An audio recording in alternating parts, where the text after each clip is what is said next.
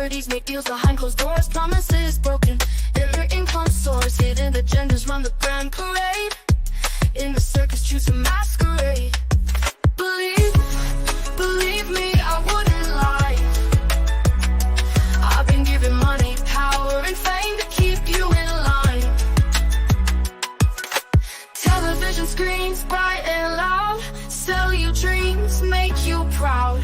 Pop the bubble, see the cage you're in. Start the revolution, let the truth begin. Wake up, they're feeding lies. Control the media's got you hypnotized. Trust authority, they'll take your soul. Break the chains, find your own control. Wake up. Welcome.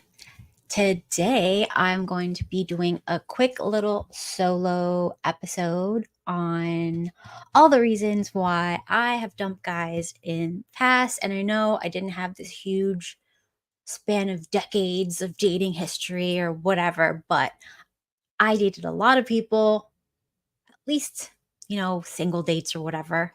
And a lot of things came up over and over, so I thought I would share them with you guys and you could see if it's helpful to you. And at the end, I'm going to give some things that I feel like my husband at least did differently that made me not want to leave, right? Okay. And maybe some other guys that ended up dumping me, what did they do that I didn't dump them? So we'll get into that. I'm going to start off with the first one. And remember, a lot of these guys were when I was very young. So this is not like a real relationship. There's no sleeping together and stuff like that. But when you're young, you're still dating, you're still getting to know how people are. And, whatever, it still counts because it's getting people's personalities and learning how to interact with someone in that way. Okay. So the first one, and I've said this before, so some of these you're going to hear from the past, but it's important to go over them. So the first one, incredibly hot. I was 14. He was probably 16. Met him at the arcade, and adorable looking boy, Argentinian, blonde, green eyes, thick, long lashes, gorgeous body, the whole package of what you would think would be the most aesthetically beautiful guy, right? You could take him anywhere and everybody's impressed. Why did I break up with him? Well, so he did not really have much of a personality because some people, they just go off on their looks and it's not enough to just be attractive. Not for women either. You just need a little bit of something because you got to talk to people, right? So one thing he did that was really weird and I didn't like was I was into a rock music, right? He found that out. So he started getting band t-shirts and wearing all these different band t-shirts whenever we went places. And I would ask him, what's that band? Tell me about that band. Because it's I just knew, intuitively, I knew, he didn't know what the hell he was wearing. He was just doing it because he knew I liked it. And he didn't know who any of the bands were. He got really defensive. How could you ask me about this? And it's I know what you're doing. This is weird. So anyways, there was that. And then he couldn't teach me anything because he really didn't have much going on in his life other than I'm hot. There was nothing else there. There was no real conversations. It was just I think you're hot and well, I think you're hot. And that was pretty much it. Are we going to talk about stuff? Are you going to teach me anything? Are we going to go anywhere? Thank you. No, none of that happened. So it was just this very superficial, boring ass relationship that fizzled out pretty quickly. And I swear, if I show any female that I know this dude's picture, they'd be they'd risk it all for him. And there he was. And I still was I'm going to need a little bit more. I get it. You're aesthetically perfect. I need more. So that was a very important lesson. And I learned that the first relationship I had when I was a little kid. Okay. The next one, this is probably, I want to say, maybe this is before, again, young when I was dating. So this was 6th grade, maybe. So I had a birthday party. The dude shows up, I kid you not, in Speedos, those little tiny, they look like really tight underwear, European dudes like swimmers would wear that stuff. It was so tight. It was so embarrassing. You could see everything. You don't want to see that. I mean, you, no, it was a full stop no. Like immediately I was disgusted. I wanted to run. I was embarrassed. My friends could see. They're like, what the heck is he wearing? And I'm like, I don't know. This is weird. Why can't you wear swim trunks or something normal? Why are you embarrassing me? Like, I never talked to him after that. Like, I was so humiliated. I couldn't even look at him the same way. Yeah, it's really bad, guys. I get it. Like in Europe, this is considered normal. Um, we're in America. We don't do this. It's weird. And I don't care if you're the most fittest person on earth. Please don't show up in these tight little, please, gosh, no, don't do that. Okay, it's weird. It's a full stop no. Okay, the next one, the next one was the insanely tall guy. Like we're on a date, whatever. I think we went to like Olive Garden or something, and he's sitting at the like whatever the edge of the steps or whatever, and then he stands up, and then I see how tall he is, and I'm mortified. I'm like, oh, that is too tall. He was like 6'7", 6'7". I'm 5 feet, 6'7". That's insane. I looked like. Please don't wear these in public, please. I look like a freaking child next to this dude. So we go into the restaurant, and it's not his fault. He was a very nice dude, but it was weird. So we go into the restaurant, everybody gets quiet, and everybody's staring at us and making like jokes like, oh my gosh, I wonder like, how it is when they bang or something, probably smothers her, or like this is weird, or he's gonna break her, like all those like weird comments people make, but they were saying it out loud in a restaurant. And it was like pin drop. All the waiters stopped moving. Everybody was staring at us. It was so embarrassing. So even though this guy is the nicest guy in the world, the height difference, the size, and plus I was like very tiny and stuff, it was just too much that it made us like a freak show, and nobody wants to be like in a freak show relationship. I mean, it's weird, guys. So, I mean, yeah. Everybody's like, oh, you got to be super tall to get chicks, but not too tall. Like, you know. Okay. So, the next was, let's see. I dated like a basic white dude. He was normal looking, very cute, average dude, not super tall. I don't think he was that tall, but it was a very brief dating thing. He met my friends, and my friends are Hispanic, right? And he kind of basically was racist against them. Just like, why, like, your friends are weird and they're trashy. I'm like, they're just Hispanic. Like, this is just their culture. Like, what are you talking about? And he just couldn't like stand Hispanic people. And then he would say things like, you're one of the good ones, because like I'm half Hispanic. And it was just weird. It's like I can't take him around my friends. I probably couldn't take him around my Spanish side of the family, because he'd be like weirded out by them. And you could tell like he had like a disdain for Hispanic people. So why are you dating someone who is half Hispanic? That's not going to really work. Okay. Thank you, guys. So, okay, what is this? It's crazy to me when women judge men for things they can't control, but when I say I don't, yes, it is, like, look, we date people. I mean, we judge people for things we can't control all the time. There's nothing you can do it. Like, your IQ is too low. I can't date you. I mean, there's reasons. You can't control that. All right. So, anyways, back to the racist guy. So he was super racist. Another thing he did was he was super into sports. And I know like most guys are into some sort of sports, fine, whatever. But it was just like every single weekend he had to go to some stupid sport place to watch the sports. Yeah, height. Yeah, I know. But I've dated short guys too. So the sports guy, yeah. He really loved sports too much. Like give them bread and circus and they won't revolt type of thing. Like That's how I feel about sports. I'm like, why are you watching that? Shouldn't you be paying attention? Shouldn't be like you be out there achieving? Why are you watching bread, like getting your bread in circus? Like, please.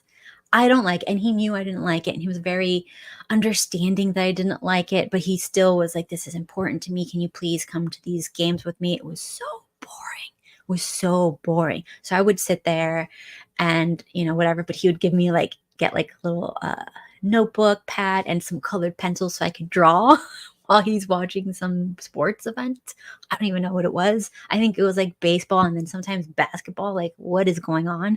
So I would just sit there drawing or whatever, doodling, and he's watching that or whatever. And he's like massaging my shoulders, like, because he was like, very like, I know this is painful for you, but thank you for doing it. And that was very sweet and stuff like that. But I realized like he didn't go anywhere. He didn't have any friends to hang out with. He didn't want to leave the house other than going to these things.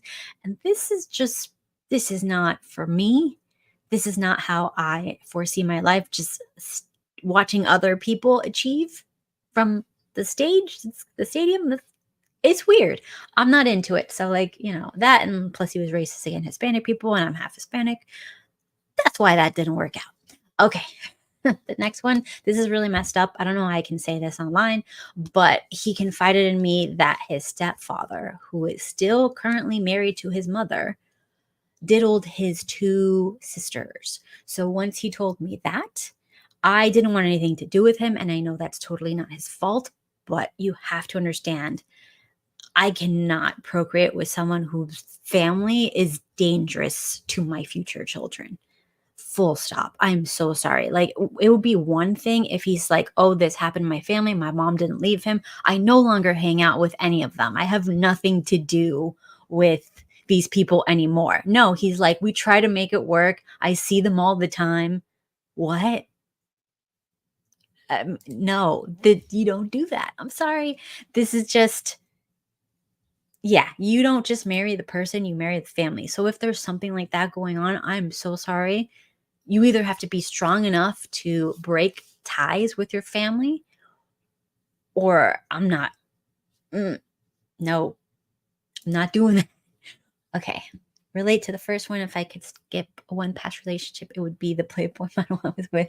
My friend thought, yeah, exactly. Like hotness, you think it's going to be the end all be all, but it's not. It's just not hot. And this is not enough. You weren't cute enough. There's this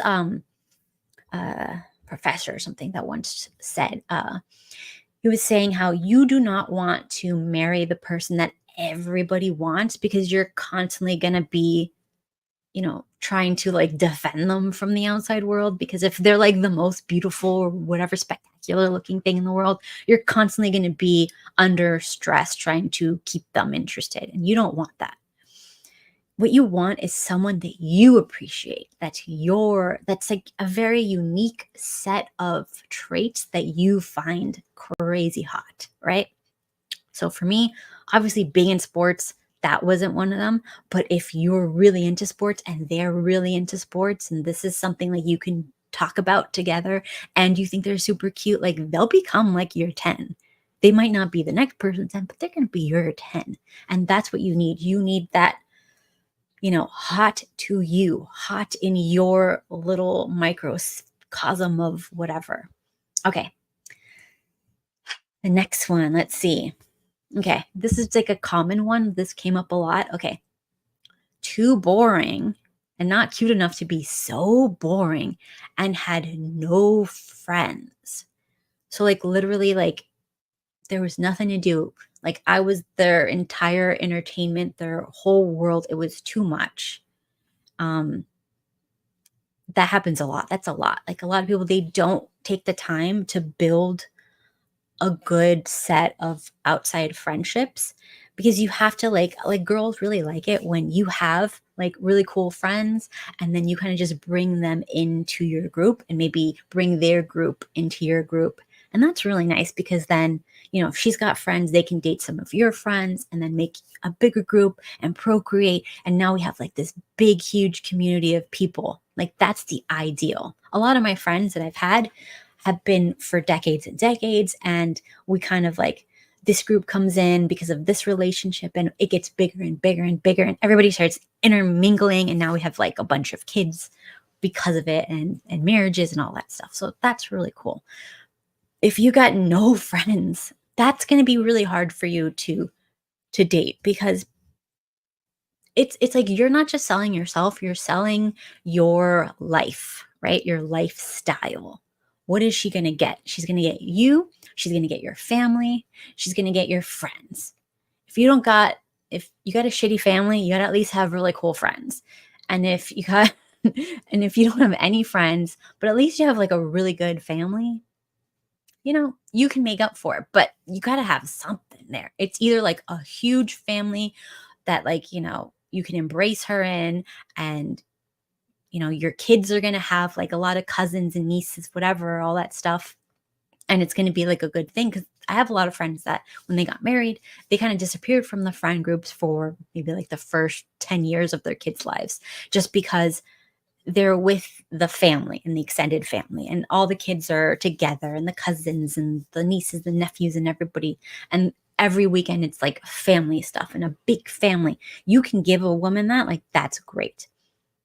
You got to do at least one really good, or best to have like both a good family if you can, and at least like a really good network of friends, so that you're giving her that too. Because women usually leave their families to marry into the dude's family and friends. So have some. The next one is, okay, some guys, this is a big one. They can't teach you anything. Like, if I'm the most fascinating person in the conversation, this is a problem. I shouldn't be the only one talking when I'm on a date. Like, it needs to be a two-way street. It needs to be like, I teach you something I know, you teach me something you know. We're not talking about celebrities or other people or whatever. We're talking about like ideas and things we're interested in, passionate about, hobbies and skills we know or we're working on. We're talking about those type of things. We're not talking about so-and-so did this or that, or I saw this movie, or, or I play this video game. Like, you have to be talking about ideas and stuff like that. Teaching. If you know history, you can get like any girl with a decent IQ and history. Wow. That is such a life hack. Like, if you could sit there and teach me about history or tell me storytelling is such a big skill. Like, women love sitting around and listening to their dudes tell stories about history, about adventures they've been on, things that they've done. So have a lot of stories, fun stories, not negative stories. Like, teach them something. Have a story with like a life lesson in it. That is so beautiful if you can do that. If I'm the only one talking and I'm teaching you all this and you're fascinated and you're in awe, but you're not giving it back to me, that's a problem. Okay, the next one is dudes who never make plans. They never have any ideas. There's nothing to talk about except for their school and their work. If all your life is what I'm doing in school and what I'm doing at work, that's not a life. Please go out there and get some hobbies and skills and read books. Why can you not put on a nice podcast on the commute to and from school or work or whatever? Learn something. That's all I'm saying. Just like, so you can talk about stuff that's not just school and work. That's boring. And work is terrible. Like, why would you want to talk about that? We have to work to live. We don't live to work. Guys, stop. Okay. Also, make plans. Like, if you're like, oh, I'm busy at work and blah, blah, blah in school, like, I can't think of anything to do this weekend, you figure it out. Like, that's not going to work this is not going to work. Please take the time, come up with some date idea, take her to a museum, take her to some weird like art show that's coming in, or some freaking something. Just plan it out. Like, chicks love it when you plan something. Obviously, you're doing this with your girlfriend, not on like a first date. Like, maybe, okay, not even girlfriend. Let's say like second, third date. Now you've established in the first date you like each other enough that you want to see where it goes. Okay. First date, I don't even call it a date. It's just like a feel you out session, not physically feel you out. You do not touch people on the first date. I don't care what people tell you. You don't touch people on the first date. You're just talking to them, get to know them. So that works out. Next dates, now we're going to plan something. Now it's going to be an actual date. It's not like go to get a coffee or something lame. Now it's like, okay, let's go out and see how we interact together in the world. So take them someplace and plan it yourself. Look up like things to do in your city, and there'll always be like a list. And then you're just like, okay. And then don't even tell them. Just be like, I need you to wear something like this. I'm going to pick you up at this time, or let's meet at this address at this time, whatever. And then just do that. But do not say, I don't know whatever. Let's just hang out at my house. No. Okay. The next one, this happens a lot with like the more liberal dudes, the more, what's it called? The more mama's boy dudes, the more weak dudes, the more dudes, like the dudes that like chicks don't really want as much. They're going to say things like, how much money do you make as a girl? Like they're asking the girl, how much money do you make? When are you going to be finished? When are you going to make this? Oh, I can't marry you until you make 6 figures. There's literally guys that do this. You do not understand what's out there. It's so warped. So that's why, like, a lot of girls are like, I'm not interested in dudes, because there's such a huge amount of guys out there that were raised by single moms that they're like, I want a girl who takes care of me like mommy and supports me. So they're literally looking for the female version of what should have been daddy. This is real. So please do not, because that's going to ruin your dynamic. They're not going to respect you. These women, if they do end up with this beta guys, they're going to ask for open relationships. They're never going to respect you. Well, that's good. You should never ask anyone how much they make if they're female. Good job. So anyways, okay, another reason. Oh, the mama's boy thing. We need to spend a little bit more time on the mama's boy thing. This is a big one. I see this a lot of times, okay? The mama's boy things. If you come from a single mother household, or your parents did not get along and your mother used you, if you're the son, as her emotional support system, if your mom tells you her problems, what your dad did or said to her that hurt her feelings, or any sort of emotional baggage, if she puts that on you as a son, you, unfortunately, my friend, need therapy to deal with that. This is a very huge thing that's happening with the world. You need to detach, because what happens is when the mom doesn't have her emotional needs met by a strong man, she forces her son to be her husband, basically. It's a very incestuous type of relationship, and you don't notice it because you're just like, I'm just being really nice to my mom. I'm just a good son. I'm just making sure my mom's okay. I'm just making sure. No son should be worrying about his mom's feelings or anything, period. You need to immediately detach emotionally from your mother in order to be a good husband and father. You cannot do both. You have to sever that tie. You have to basically get a divorce from your mom emotionally, so that you can be emotionally available to put another woman first. Because if mommy's first and mommy's feelings are first, no woman will ever be first, and you will repel any decent woman, and you'll only attract damaged women who are damaged like your mom was damaged. And you will, of course, neglect these women and torture these women who are already damaged. It's a big mess. So please, what is the 5th commandment? I don't remember. Tell me. Okay, let's see. Age gap relationships. I mean, it's fine. Like, generally, girls want to be 4 years younger than the guy that they're with. That's the ideal all around the world throughout history. 4 years older is like the perfect for chicks, but they will concede. Yes, but a woman will concede to older if you have resources that she doesn't have. So the women always want 4 years older. Like, that's what we're wired to want, 4 years older. In an ideal world where everybody makes good money and you're not choosing like for resources or anything, they always choose 4 years older. But more than that, it's because you have resources and they're like, okay, like maybe I can't get the younger hot guy, but I'll get an older guy who has the resources I want, so he's ready to provide and have a family with me.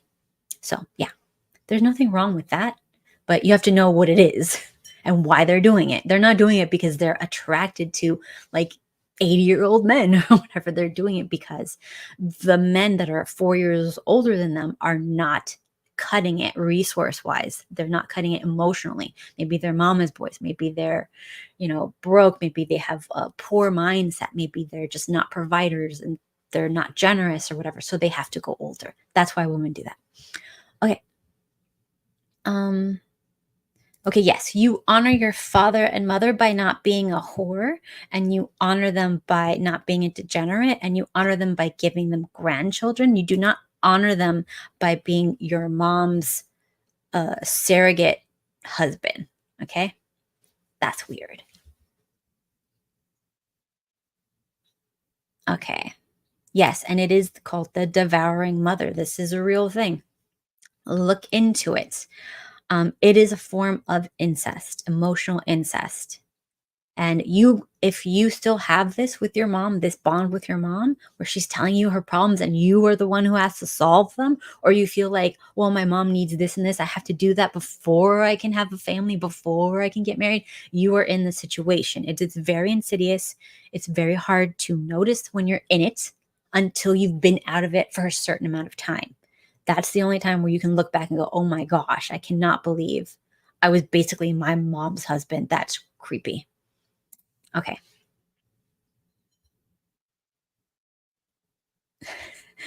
Okay, let's see.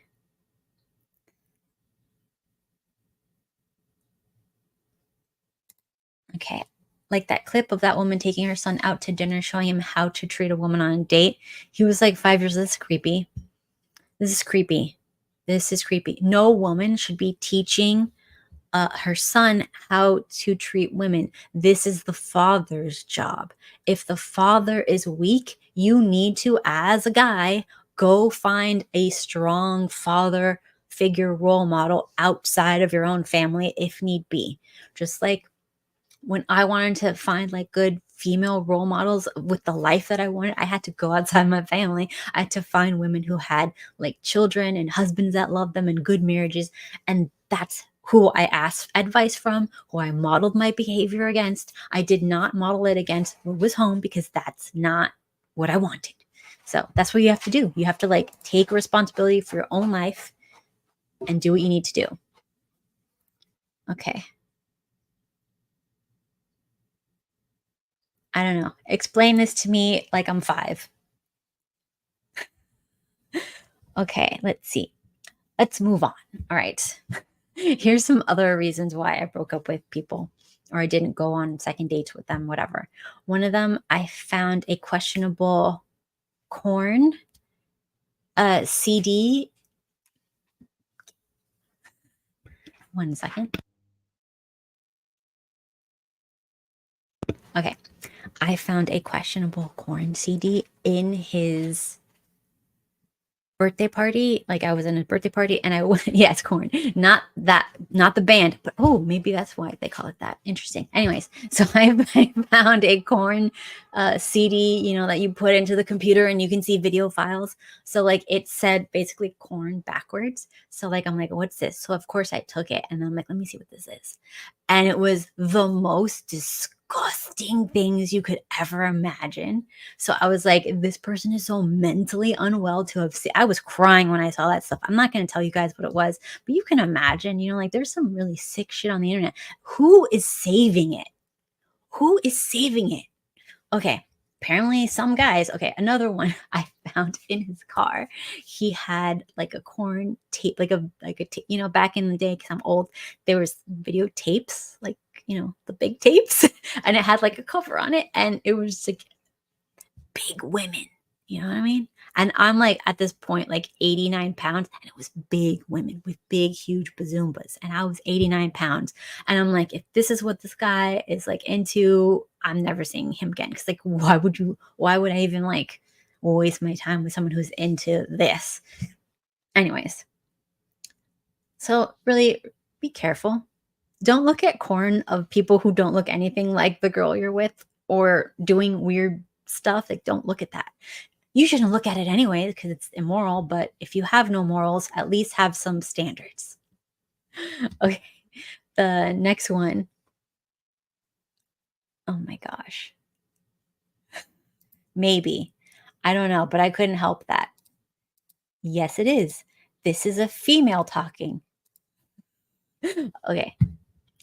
So, anyways, there was another guy that I went on a few dates with. He introduced me to his friends, and they were all huge, huge, huge. Oh my God.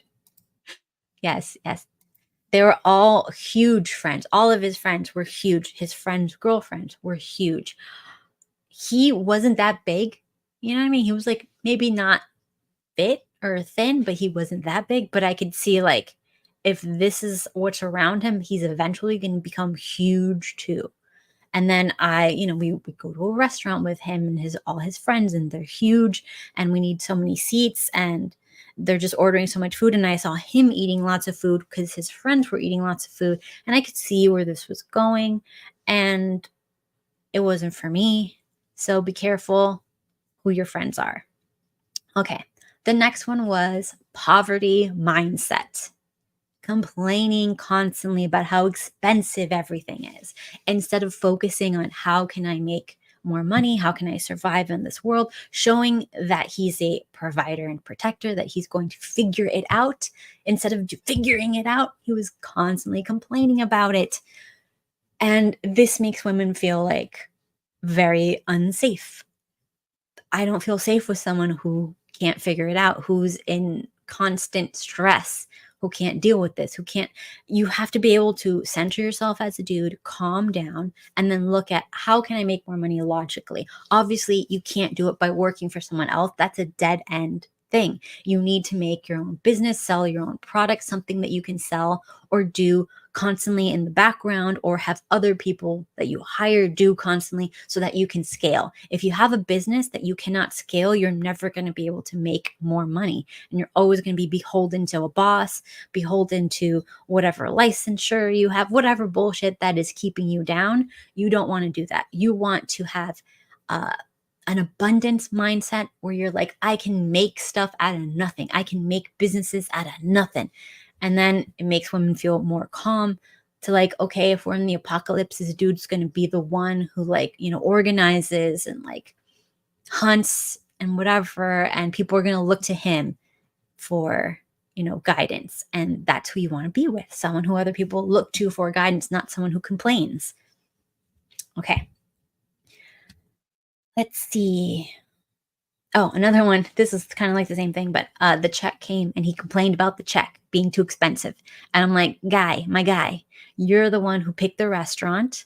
You're the one who picked the food to order because I said, I've never been here. Can you just tell me what's good and order it for me? So I basically said, here, you pick. So I'm assuming that you are looking at the prices and working that out in your mind.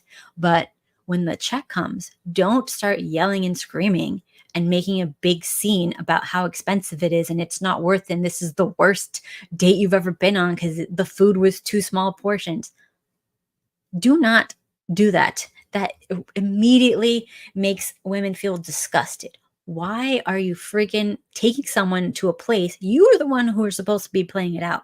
Plan it out. Find out how much it is. If you can afford it, what's the average dish and whatever going to cost? And if you can't go there, don't invite someone there just to ruin it after by complaining. Okay, that's wonderful. Whatever he ordered, I didn't even care at this point because he was eating McDonald's for his date. Look, first dates, you shouldn't spend any money. And that's my opinion. There's a lot of hoes that say, that you have to spend tons of money on the first date. I do not believe that. I believe that is, you do not spend a lot of money unless this is your girlfriend, right? And I also don't believe girlfriend is any sort of title or any sort of flex. You're the wife or you're, just being used, in my opinion. All right. So the next one. Okay. Another one. This is like a callback to one of the other ones, but the whole time he was asking me about money. How much money did my parents have? What did my parents do for their business? How much was I projected to make in my life? Would I be open to getting a second job on the side? And did I have any debt? Like, this is like the first meeting. It's not even like what I would call date. This is like a first meeting. We're having coffee, and he just asked me like money, money, money.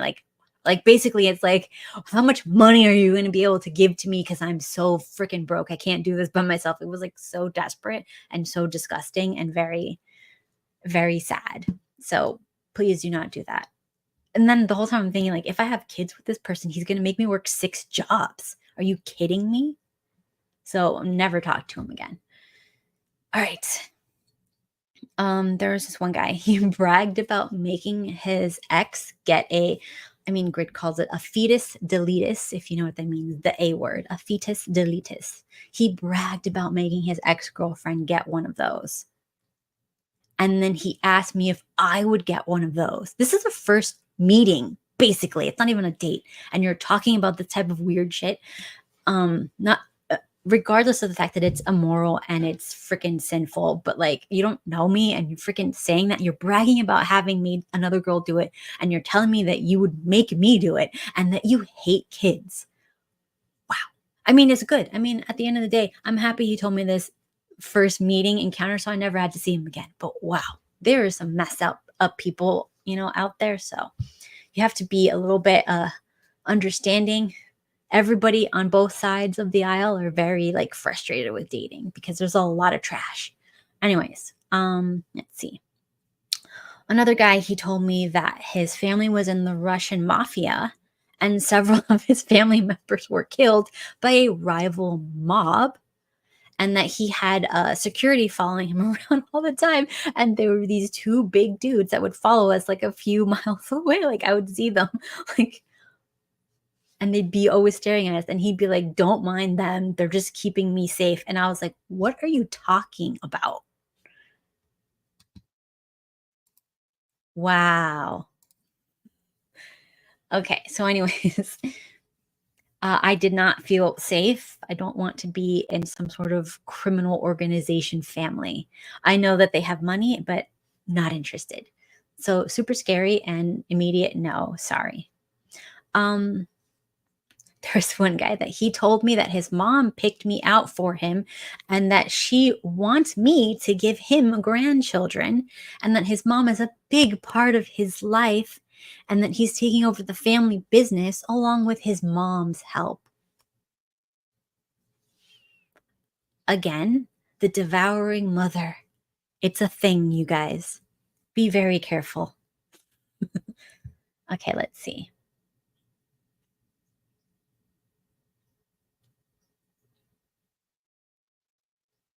All right, let's see.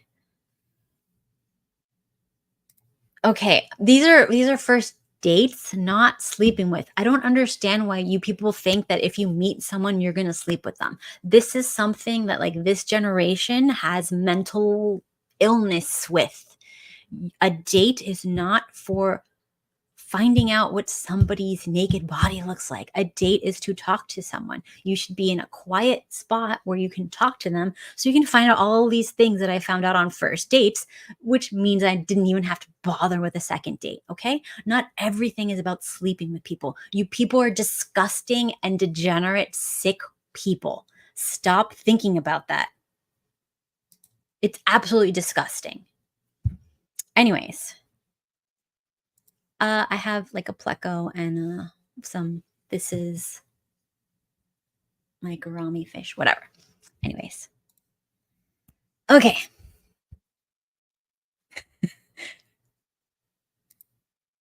Oh my God. Every first date I can sleep with a woman. A woman doesn't go on a date unless that's not true. Maybe this generation, I cannot speak for this generation. This is not how women were when I was young. This is absolutely disgusting. You should not tolerate, if a woman sleeps with you on the first date, you probably have every STD known to man, because if she cannot control herself on a first date with you, she's never controlled herself with anybody. If you cannot keep your legs closed, you are of low value. I'm sorry. The end. Okay. Oh my God. I'm not talking to you anymore. So moving on. There was one guy who, like, this is another first date. He told me that he was a chef and that he worked. Wait, where is it? Okay. That he was a chef and that he worked like not eight, like 6 days a week. And on the last day, he sleeps the whole day because he's a chef and he gets really tired. But he wanted to have 6 kids and that I would be responsible for taking care of all the kids while he worked like, I don't know, 20 hours a week. And I'm like, what? Do you have a family? Do you have any, like, I'm going to be alone with 6 kids? Are you kidding me? First date. So thankfully, he gave me a warning and I never saw him again. Good luck with him. Okay. This is one, you're going to like this one in Paris because this is, oh my God. Okay, listen. This was a really bad date. He took me to play pool. I did not know him. This was like, it was a setup from friends. He should not be trying to touch me. He was trying to show me how to play pool by going behind me, the move where they're trying to like touch you from behind. It was not good. I was terrified. I was wanting to run away. There was actually some dudes playing pool on the table next to us, and they came to save me because they could see by my face I was like in a predicament. And they were very kind and they walked me to my car. And really weird, like, don't touch somebody that you don't know. This is not your girlfriend. This is not your wife. Do not touch. And again, just because you're a whore and the people you associate are whores does not mean that everybody is. So stop. All right. The other one, okay, this is another guy. Met him through some friends, whatever. They're like, oh, he's really nice, blah, blah, blah. The first date, he spends the entire time talking about his best friend, who's a female, and then how beautiful she is. He showed me pictures of this girl, crazy, and that he complained about how she would not convert to Judaism for him so he could marry her. She was a Venezuelan girl, beautiful girl, right?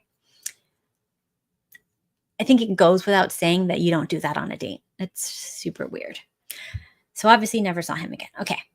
The next one, he introduced me as his little sister because he was not allowed to date non-Jews. Yes, I dated a lot of Jews because I'm in Miami. This is just how it is. There's Hispanic people, there's Jewish people. This is what we have.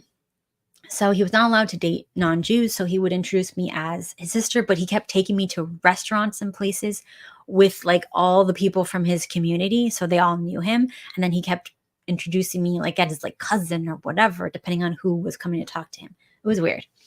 Anyways, okay, the next guy, we went out. He kept farting a lot, over and over and over again.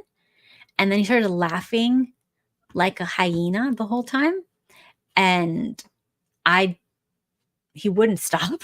And I just got up and I left and he was still laughing. And he was like on the floor laughing when like I left like a coffee shop. This was in public, guys. It was embarrassing. Never saw him again. He did try to call me. Super weird. Okay. There's a bunch, actually, I want to say one. There's a bunch of guys that they would call me like last minute for like, oh, let's meet up, whatever. I know you from so and so. But they would say, let's go to a bar with my friends in the middle of the night. Like, I don't go to bars. I don't accept last minute dates, and I don't go anywhere to meet up anyone after 10 p.m. Can you stop? Anyways.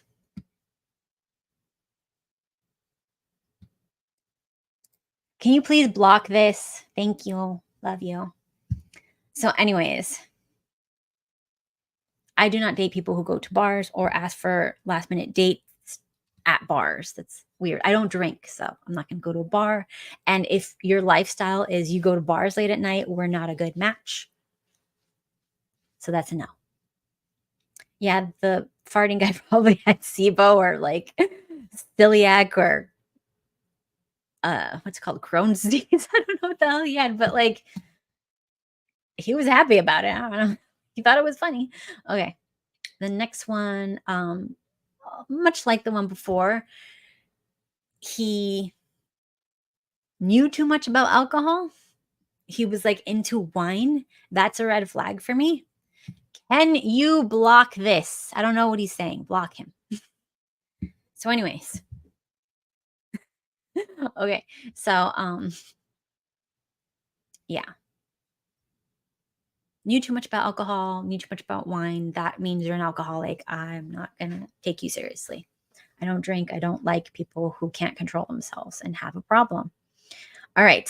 Another one yelled at me in a bar. Okay, this is like we were at a daytime event, and he's like, "My friends are in town. Let's go to this bar." It's like the sun's out. It's like a bar in Miami. It's like a Brickell, so it's like on the second floor, and it's like an open patio area, and there it's like a bar too. So he takes me there with his friends from out of town, and I'm just there, like, whatever. And they're all drinking. And obviously, I don't drink, so I'm not doing that. And then they start basically yelling at me. Well, he starts yelling at me saying that I'm so boring, that I don't drink, and that I don't dress skanky or whatever. Like, because, it's like, you don't even try. I'm like, I'm wearing normal clothes. I'm wearing like work clothes, like, what you would wear at an office because it was like after work. And he was like, how could you, not dress like a skank? And you're making me look bad type of a thing, right? So anyways, I left, never saw him again. The end. All right. Oh, while he was saying like I don't dress sexy and I don't dress skanky and I'm embarrassing, blah blah blah, one of my friends came up to me and was like, "Oh, Kat, you look so pretty and gorgeous, and I love your outfit, whatever." And then I looked at him who had said that, and I was like, "You see?" And then he was rolling his eyes and stuff like that. But like that was very sweet. Yes, I do not drink alcohol. Anyways, so I dated one guy. Well, it was probably like our second date, and he introduced me to his friends. And his friends looked at me. I'm very short, guys. I'm 5 feet tall. I was also, especially at this time, I was probably like 89 pounds. So I'm very thin. I'm very short. And I look a little bit younger for my age, especially when I was 20, whatever. So he saw me and he was like, his friends were like, "Oh, she looks like a child. Like, how could you date her? Blah, blah, blah." And then I saw how easy it was for his friends to like control him. And like, he liked me. He really liked me. So immediately, like, it completely changed because his friends didn't find me attractive because I looked too young or like a child or whatever in their minds, even though like I was not at all. But because his friends didn't like me, like he immediately lost interest in me. And it was like, really, you have no backbone. You can't make any decisions for yourself. Your friends have to approve of everything. And it was like weird because it was always like his friends would only approve of people that like were not really good for him. But whatever. I mean, we wish him well. Okay. So there was another guy that every time I would meet up with him, I would get a parking ticket, my car towed, my car broken into. Like my iPod is like a long time ago. We had these iPods stolen. Every single time I would go meet him for lunch or whatever, this would happen. It was like the weirdest thing. And I realized that God was literally yelling at me to stay away from this demon. So I took the hint. Another guy I did not go on a date with because I had agreed to go on a date with him. And then he called me in the middle of the night drunk. So never talked to him again. Okay. And then let's see. There was this one guy that I went out with him one day. He was perfectly fine. I met his friends like the first day I met him. We went to a Starbucks. He had his friends there. His friends were professors. They seemed super cool. And I was like, these are really nice people, whatever. So then the next day, I introduced him to my friends and their boyfriends, right? And instead of being super cool and normal, like I was with his friends, he decided to show off how rich he was and throw stacks of money on the table, talk about his expensive fast car outside, and basically embarrass the crap out of me. It was so bad I never saw him again. The end. Okay, next. This is a weird one. There's this guy that I dated that he was like, okay, I'm going to introduce you to my friends. They're a couple. They're a little nerdy. They're really into the Power Rangers. Yes, adults. And he's like, I need for you to learn some stuff about the Power Rangers so you can impress them because I really want to be friends with these people. And he's like, and I will squeeze your hand to get you to shut up if you say anything that embarrasses me. And I was like,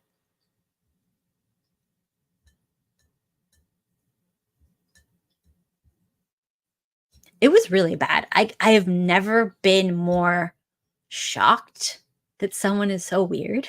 Anyway, yeah, the rich dude kind of like it, but I think MLD has a little more social skills than this guy, you know? But anyways, so this one I'm talking about, Power Rangers people, really weird. It was really, really, really weird and terrifying. And it's just, oh my gosh, it was really bad. So, anyways, those are like the main themes of people like that didn't get second, third dates, whatever with me. And there is a pattern. If you look at it, it's usually like there's something to do with alcohol, there's something to do with a bad family dynamic, there's something to do with you have bad habits, bad friends, something like that. It's I mean, you can see the patterns. It's the same thing happening over and over again. Okay, and oh, why am I not wearing a wedding? I'm in my house, okay? I have not left my house. My husband is also not wearing his wedding ring because we're not leaving the house. Anyways, it's like a rainy day. Anyways, okay. Here are some things. First of all, a lot of these were friends introducing me to people to meet up for dates. And yes, rings do catch on things. All right, so some things that you can do to increase your chances of having people not break up with you as a guy. My ideas, of course, like it's really hard for me to say, but from my point of view, this is what I found. Like the people that I did not break up with that ended up breaking up with me or marrying me, this is what they did that was different than all the people I just mentioned before. Okay. So first is a sense of humor. If you have a really good sense of humor, I will like you. I like humor. Humor is important. Not taking everything so seriously, not being super like strict. Okay, can you please block this person, believe? What is this? I never said I was trad. What are you talking about? Anyways, so, okay, look. So funny. And then always be learning something new, expanding your mind, watch educational podcasts, get hobbies that are like, oh my God, how do I freaking. There. Okay. So, always be learning something so that you can teach people stuff. Always be, what would you say? Like, yeah, learning stuff is very important. You don't want to be stagnant mentally. You you want to try to better yourself constantly. You have to have a good, I don't know, array of interesting topics that you can talk about that are not like celebrity gossip, politics, bleh, talking about, like other stuff. I need ideas, positive stuff, not like gossip and bull crap, right? Anyways, the next is be your own person. So don't do things just because your girl tells you to do stuff or your family tells you to do stuff or your stupid friends tell you to do stuff. Like have your own morals and principles and like let's call it like I think some people call it like guiding star, right? Or something like that.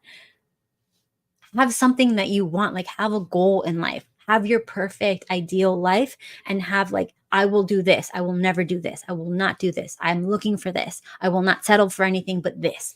Have exactly what you want in your mind. And then you're not going to fall into these traps of just going with the flow or letting people walk all over you or letting girls walk all over you or letting your friends walk or letting your mom walk all over you. You don't want any of that stuff. And in order to do that, you have to sit down with yourself and say, look, this is what I want out of life. I want someone who's like this. And I want us to talk about things like this. And I want us to go places like this on the weekend. And this is what I always say. You have to have a hobby that makes you smarter, a hobby that makes you fitter, and a hobby that gets you outside with others, outside of the house with others, right? These are the 3 hobbies every human needs to be mentally well, basically. You cannot be a full functioning human unless you have these 3 things. So, for example, for my husband, hobby that makes you smarter, he listens to seminars. He goes to educational seminars on a whole bunch of different health things because that's what his field is. And then he comes back and he just like tells me everything that happened. And I'm like, oh, wow, like this happened. And now there's new research in this. And now we have a new treatment for that. And this and this symptom means this. And we figured it out because of blah, blah, blah. Right. So he comes and he teaches me all these things. Wow. I am not, well, maybe. You can still do these things now. Anyways, so he teaches me that. And then fitter. So like he's into martial arts, so he does that. So he gets fitter. He also does weights and stuff like that. So that's his hobby, to get fitter. And then to go out with his friends, he has friends that are also his patients, and he hangs out with them. They do stuff like, whatever they're into. I don't know, shooting or something, I guess. Whatever.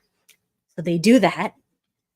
And that's like a full person, right? Like that's nice. You have like, I'm not your world. I think he was in ninjutsu, not jujitsu, ninjutsu. I don't know what the difference is. I don't know. Anyways. Wow. Okay. So some other things. You have to have your own morals and principles before you date people, because you do not want to bend to their degeneracy. That goes with your friends. Anyone you date, you don't want to bend to their immoral behavior. So you have to have your own morals and principles. You got to work that out before.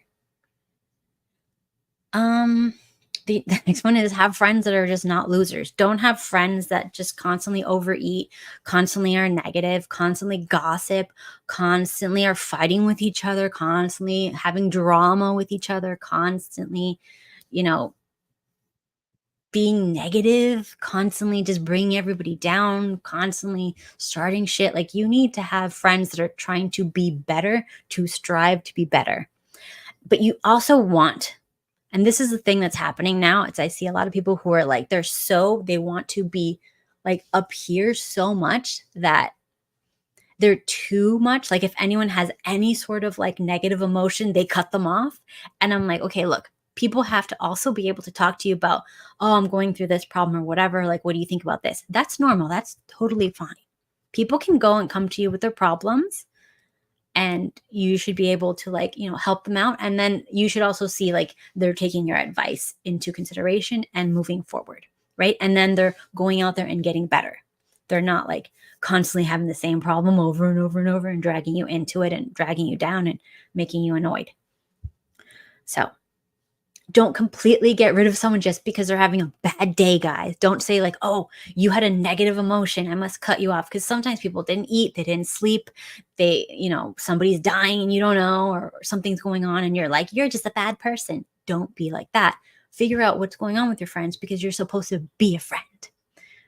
And if this is something that continuously happens and you bring it up once or twice, then you can cut them off, because like this is going to keep coming over and over. But, also give people a little bit of grace, because you have to be a friend too. Because if you have hard times, you're going to want someone who's like, hey, what's going on with you? How can I help? Let's talk about it, right? You're not going to be like, oh, you have negative emotion? I'm not talking to you anymore. Okay, the next one is talk about ideas, not other people. It's kind of like the last one. All right, don't be a mama's boy. If you can't go against your mom and choose your wife over your mom and choose your new family that you create over your mom, you shouldn't have one yet. You need to first deal with that. If you're like, well, I have to take care of my mom, I have to do this for her, I have to make sure she's set up, you shouldn't be dating. Unfortunately, you're not ready because you have to sever your mom's umbilical cord before you can invite a woman in, because no healthy woman will come into a situation where you're up your mom's butt. All right. And also remember that like attracts like. So if you meet someone and you're instantly attracted to them, but then you find out later that you realize, oh, they're kind of like not really doing much with their life, you need to look at yourself too, because you attract them. The first date, I do not blame you for the first 3 dates, I don't blame you, because you don't know who these people are, right? The first 3 dates, you don't know who they are. They haven't done anything. You need to feel them out before, not touch them, but emotionally, socially feel them out to see how they are and who they are before you make up your mind about them. And sometimes you can be mad. I mean, not mad. You can be wrong the first time that you meet someone. You can be like, someone can just have a bad day and then they give you a bad first impression. But then if you got to know them, you'd be like, oh, that was just a bad day. They're not that bad. They're actually like this. It's like this thing just happened before the date, so they were in this state of mind.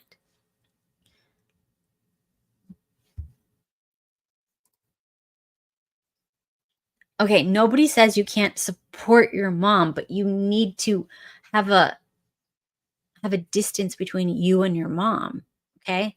It's not like if you need to financially help out, that's one thing, but I'm talking about emotionally. You cannot emotionally be your mom's husband, like emotional husband. Okay, I mean, look, good luck. All right, anyways. Okay. The next is be positive about the future. If you're very negative about the future, if you're just like, it's never going to work for me, don't, um, it's never going to work. Everything is bad. All people are trash. All women are trash. All men are trash.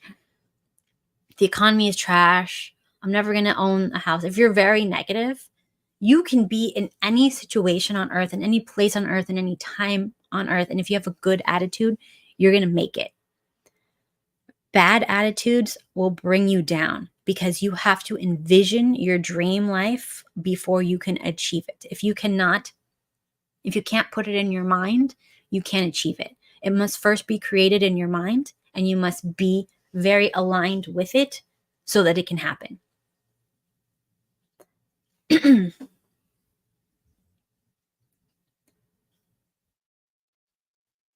Yes, this is more what I'm saying. Like, you can be a good child, but you should not be a surrogate husband to your mother.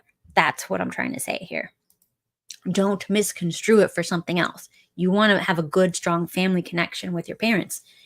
It's a red flag to not have a good connection with your parents. You want that.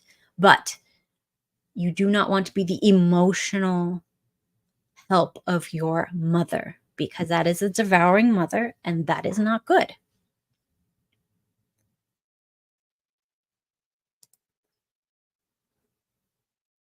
Okay, yes. Quit smoking. That's a good one. And I would also say don't drink. Don't drink. Don't have any bad habits. If you are dealing with something really bad, deal with it. Don't use substances to deal with stuff. That's not dealing with the problem. Feel the problem. Do not seek cheap dopamine. Okay. After how many dates she can introduce me to her parents?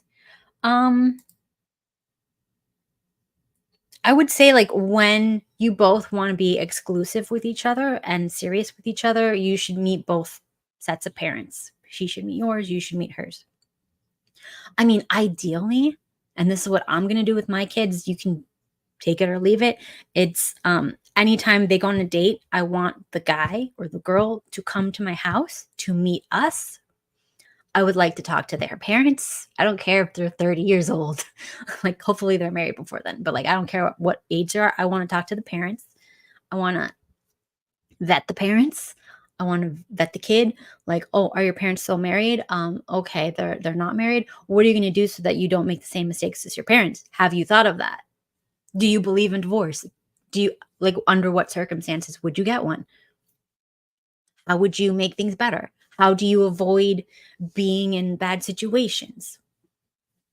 These things matter. I would ask that on, like, before you date my kid. Yeah. And I would say, oh, you want to date? Cool. You can, dinner table is right here. I'll make you guys dinner. I'll be like, walking by every now and then, a little bit. Just a little bit. I know it's a little bit much. I know. But that's how we used to do it in the old days. And everything was great back then. It's like when you let kids who are not mentally capable make decisions without any intervention, that's when the problems happen.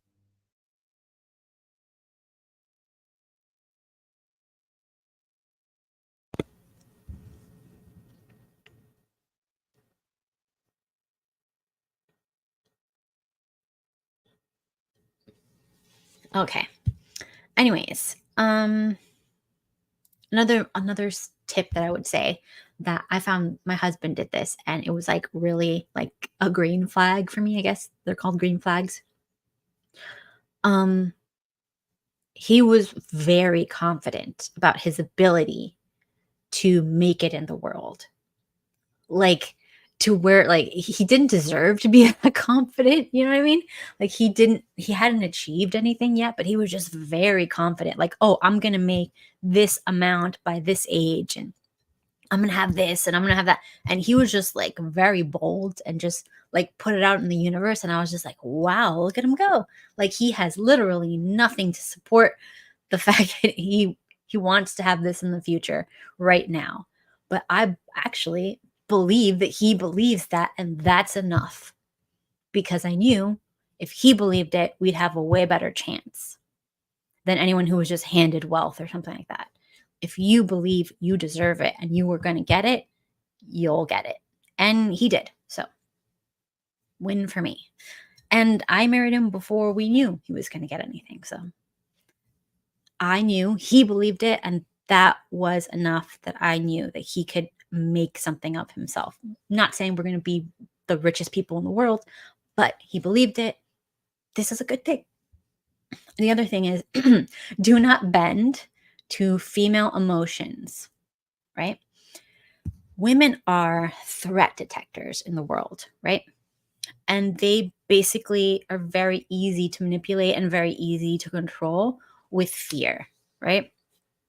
So if you have a lot of fear in your world, whatever, or if the woman is watching a lot of fear, watching the news, watching negative stuff, watching the world is coming to an end, blah, blah, blah, blah, blah, and then she gets in that fear mindset,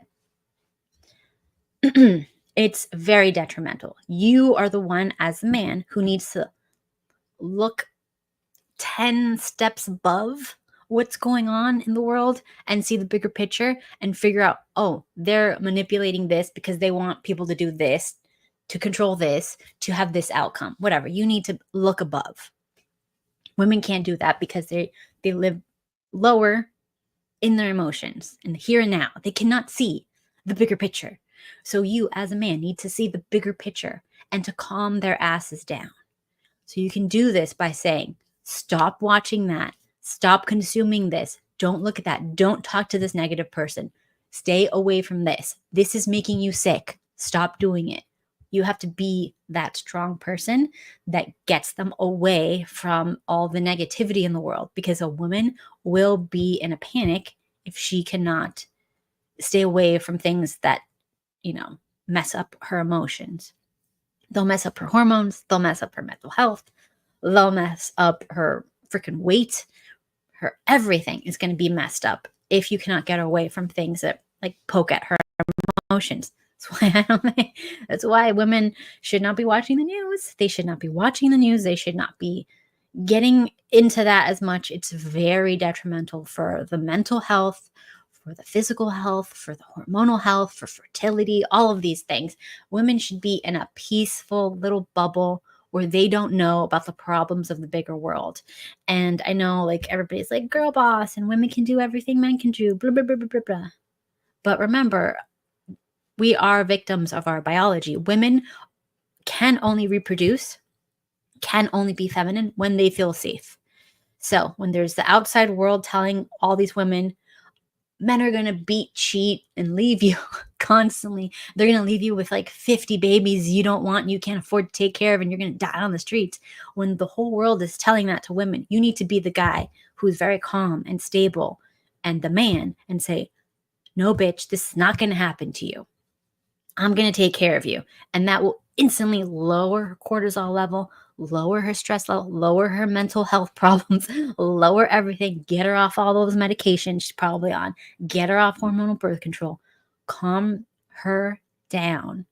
And then she's going to feel safe. And then you're going to have a nice girl, real calm.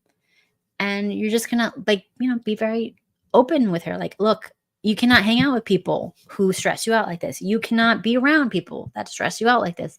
This is bad for your health. And protect her. That's your job. This is the protection that women really need. It's great to have a gun and to shoot an intruder when, you're a woman sleeping or whatever. But this is the real protection, the emotional protection that women need, because we're so vulnerable to what's going on outside because we're always looking for threats. Social media can be a big threat for women because they're constantly and I see it. I'm old enough and aware enough to see it for what it is. But when you don't see it for what it is, which is most people, because you're living in fear and you're not safe. Like my husband literally has to be like, you're safe.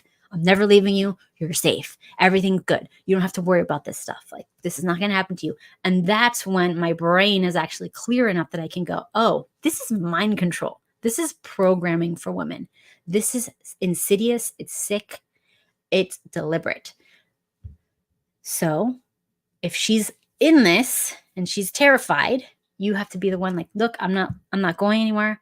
I'm not leaving you. I'm going to protect you. You don't have to worry about this anymore. You don't have to look at that anymore. Your friends are wrong. Your family is wrong. Society is wrong. I will protect you. I am not evil. Convince them of that. Let them know with your action. Show them, prove it to them a lot of times because they're going to need it. They're going to test you. And then they'll relax. And then you'll have a good girl because she's like, oh, I'm safe. I'm safe. There's nothing more powerful than a woman that is safe. There's no woman that's more clear-headed and logical than a woman who is safe. The only reason why I can have some sort of logical conversation with people is because I'm safe. Because I have seen women try to hit on my husband in front of me, and I have seen him immediately shut them down in the most hilarious ways so that I'm like, oh, I'm safe. I'm safe here. Okay. I don't have to be in emotion, in fear, running around like a psycho. Yes. I would say this. This is true. Still got some friends wearing masks, but you can't save them all, guys. And look, the one thing about the girls that are living in fear, living in terror, wearing masks still in their cars, the one thing that they all have in common is weak dudes that will do anything the girls want, that will bend their whole world to please these girls, and it makes these women terrified, right? You cannot have a woman living in terror and be happy with her. She's going to make you miserable.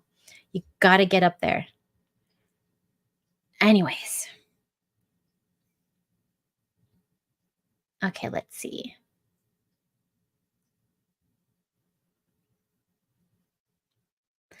All right. If anybody has any questions, let me know. Okay, what is this? Let me see what you guys wrote.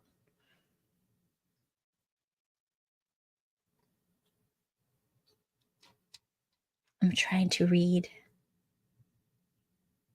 Compare yourself to only the person you were yesterday and choose the one thing to improve upon today.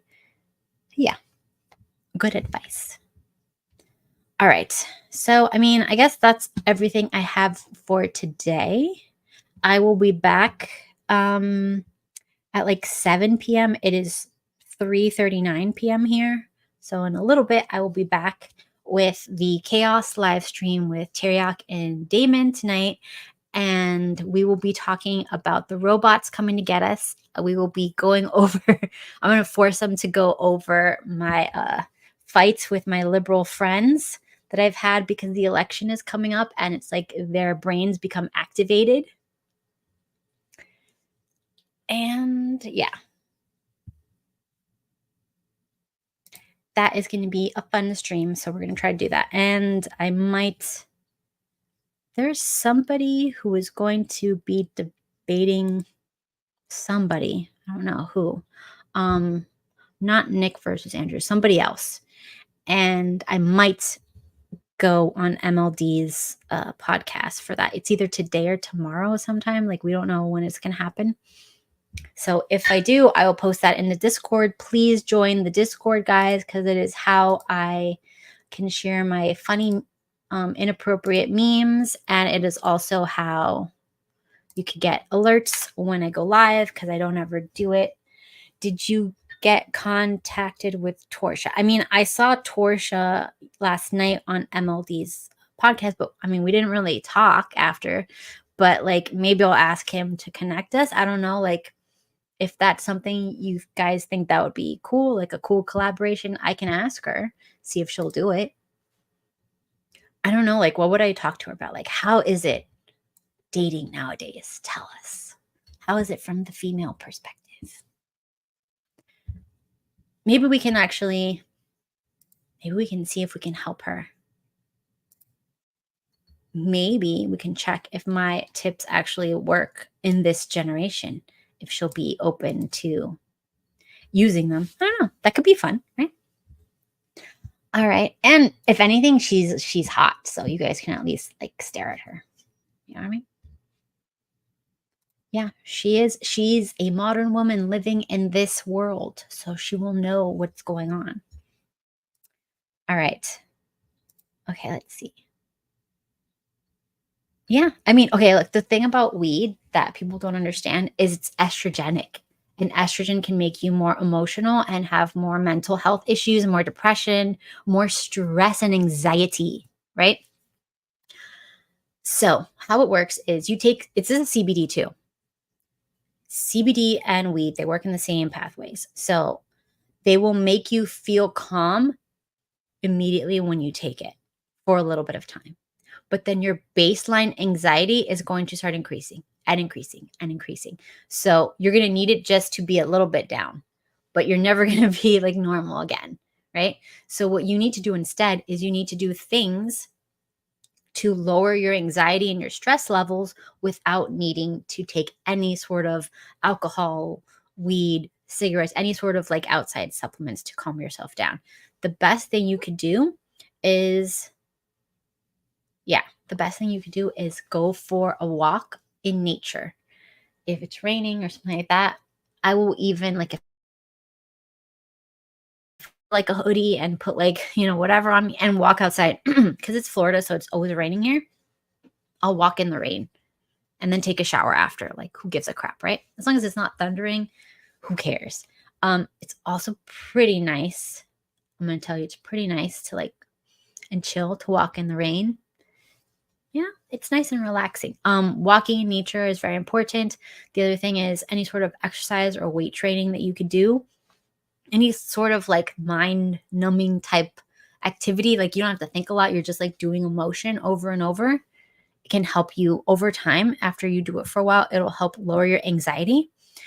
Doing hard things after you've done them and completed them, you'll get a huge spike in the relaxation hormones afterwards. So you do the hard thing, you do the stupid workout and it's miserable, right?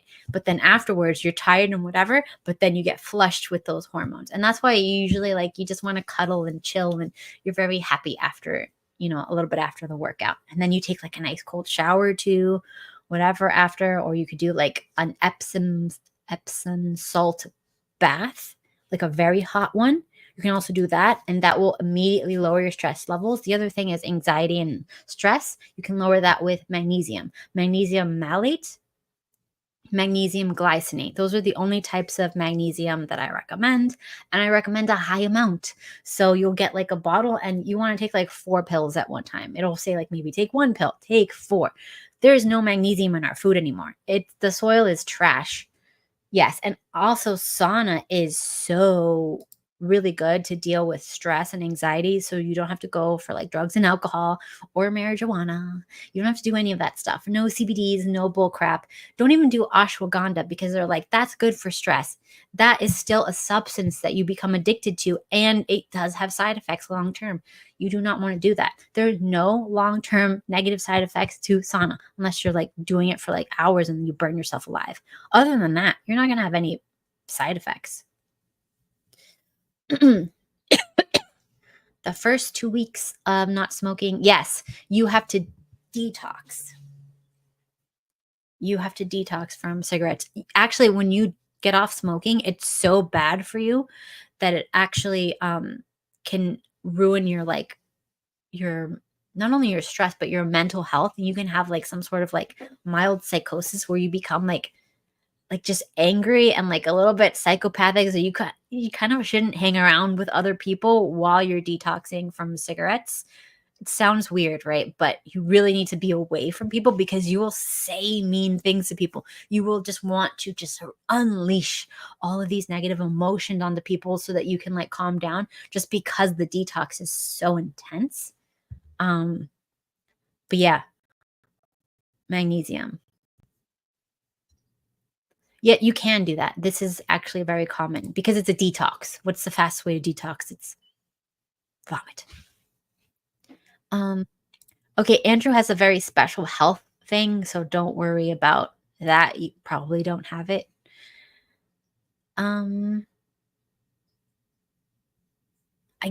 I don't know, like with what Andrew has going on, he has a lot of health issues. It's very different from what we have, so don't worry about his stuff. I'm sure he'll figure that out. Let's see. Yeah. So if anyone has any questions, I have like 5 more minutes and then we got to go so I can get ready for tonight's stream, which is going to be super fun. Yeah, I don't know what Andrew's health issue is that he has to smoke, but he's talked about it a few times and I've heard it. It just sounded really weird. I did ask my husband about it and he was like, he's like, that's interesting. I've never heard something like that, but it's definitely like a unique case. Okay. Well, I'm glad you're here. And if you have any questions, let me know because I'm here for a few more minutes. Let's see. What else we're going to talk about tonight? If you guys have any ideas for anything else, because I want to do I want to talk about like the robots because the Tesla robots are here. So we're going to talk about the robots, what that means for society, what we think it means for society. And if you have any questions on that, get to the Discord. You can always ask me questions there that we can address on the streams. And well, good luck today. Believe in yourself.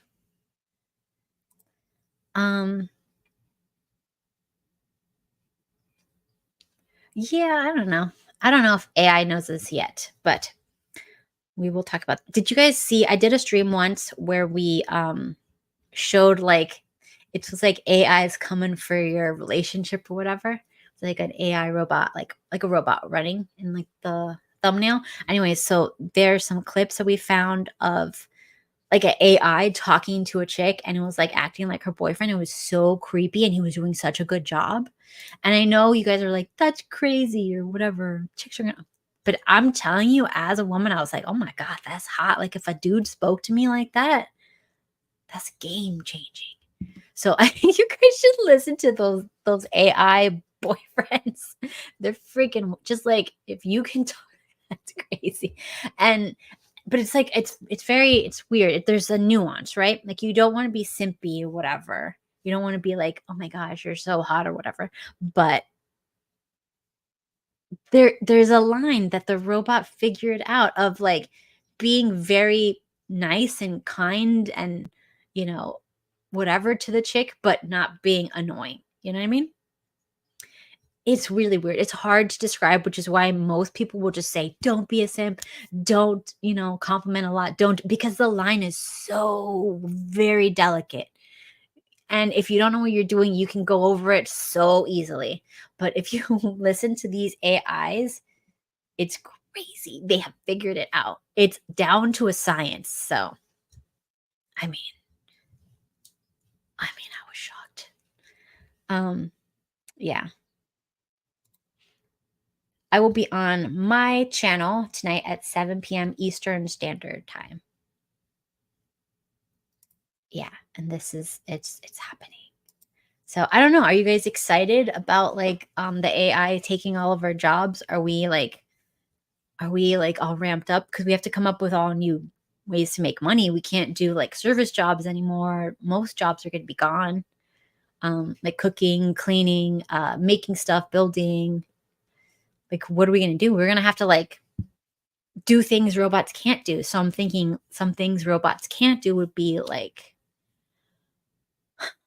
entertainment, maybe like, but then, oh my gosh, that AI boyfriend, he really knew how to talk. So we might be screwed out of that. I don't know. And I don't even know why they're shipping in so many people. They're going to just replace them with robots. And what are these people going to do? I mean, I guess they could. Oh, God, that's a sick thought. Like, what if they have to make up wars so that they can ship people into wars to like lower the population and also give people jobs, things to do? Like, oh, well, we don't need them to make stuff anymore. Let's just have them battle each other out for like resources for us.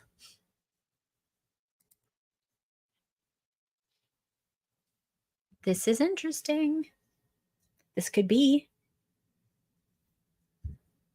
Yeah. Oh my gosh. What if they make AIs have the right to vote? They're like, AIs are people too, blah blah blah blah blah. And then they just make voters from now on. Oh God. Um, yeah.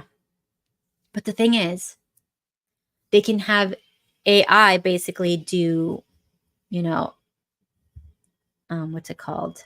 Illicit, explicit work, explicit jobs. They're going to have like robots doing that eventually. They're going to have like robot brothels. And if they have that, we can't even make money doing that. Like the OnlyFans girls and, the prostitutes are going to be out of a job. So what? What is left? It's going to be like Westworld, where it's like only the robots that like the people are torturing and they have like AI type minds. And then like it's going to be no regular people. There's going to be no middle and lower classes. They'll probably be like in mines working or something. But then, I mean, they can have probably robots work the mines too. They can make small little child-sized robots and put them in the mines. I don't know. Maybe we're just going to be used for like spare parts. Yeah. Mm-hmm. Yeah. And what if they're cloning us? Okay. Yeah, this is going to be really wild because if you look, let's be real. A lot of people have no social skills now because we're chronically online and it makes people appear. You're not actually, but appear autistic, right? When you appear autistic, it's like you lose the social skills. You're not actually autistic, but because you're not constantly talking to people and hanging out with friends, constantly, like when I grew up, we were always outside with friends. Occasionally there'd be times where there's something decent on the television, but most of the time there's nothing on the television. So you'd be playing video games with friends in a group, or you'd be sitting outside with friends in a group and just like sitting around and talking. Like that's how we got social skills. Now people are online. There's no micro expressions. There's none of that stuff. So you can't really have social skills the same way. So it's really hard for us to connect and make relationships. So a lot of women are now appearing more autistic, and they're very isolated and whatever. And a lot of men are doing the same thing. And that's why we have like the fem cells and the incels and all that stuff. And it's because we don't have a lot of community outside in the real world. And the only thing that I can think of that can help that is in-person human experiences. Like, we need to prioritize in-person human experiences, and we can monetize those things too. Like, we can have like camps or whatever for hanging out with this, or like doing certain things, or we can even make maybe like companies that have like a social aspect incorporated in it. I mean, we just have to figure it out. Let's see. Yeah, they can do that. I mean, that's already happened, but it didn't happen to all of us. It happened to a lot, though. Yeah, that's already happened. I've already seen that. You could tell. There's people who, there's two people. I think I let the government and big pharma and the authority, right, think for me. These are the two people. And it's just really hard for each to communicate with each other. So we have like basically two types of humans, right? Yeah, we are. This is true. Let's see.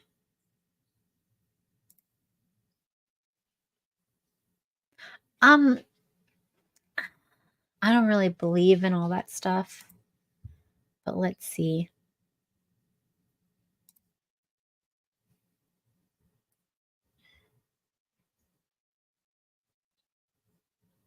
I mean, we do some streams on conspiracy stuff. I don't know what I believe particularly, because there's just a lot of conspiracies. There's a lot of cool ways that you could take it. Like, ultimately, I don't know where it came from, but I do believe there's more technology than we are aware of, that obviously, and it just makes sense, right? Like, if you have technology as a country, you'd want to keep it private from other countries knowing what you have, so that you can use it like hidden, right?